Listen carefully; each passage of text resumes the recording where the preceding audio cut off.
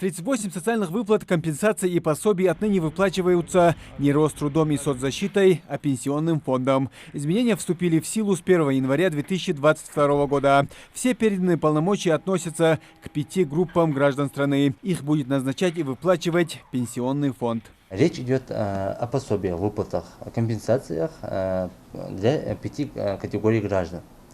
Это неработающие граждане, имеющие детей, это военнослужащие и члены их семей, пенсионное обеспечение, которое осуществляет Пенсионный фонд России, лица, подвергшиеся воздействию радиации, лица реабилитированные, инвалиды, дети-инвалиды, которые имеют транспортное средство по медицинским показаниям.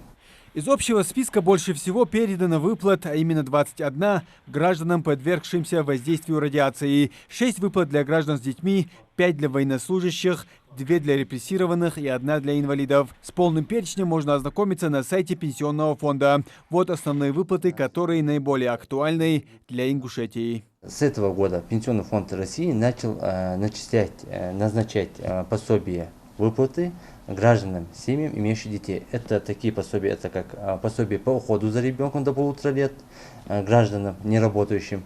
Это пособие по беременности и родам, женщинам, которые были уволены из-за ликвидации организации. Единовременное пособие при рождении ребенка. Единовременное пособие женам военнослужащих, которые проходят военную службу по призыву. Ежемесячное пособие детям военнослужащих, которые также проходят военную службу по призыву. Также Пенсионный фонд с начала года проиндексировал ряд социальных выплат. Некоторым этот процесс предстоит пройти в начале февраля. С текущего года были проиндексированы выплаты это военнослужащим. С 1 февраля текущего года будут проиндексированы остальные выплаты пособия. Это по одиноким родителям, по беременным, кто стал на учет в ранние сроки, и другие пособия. Это также будет проиндексирован и сам материнский семейный капитал, но это все будет с 1 февраля текущего года.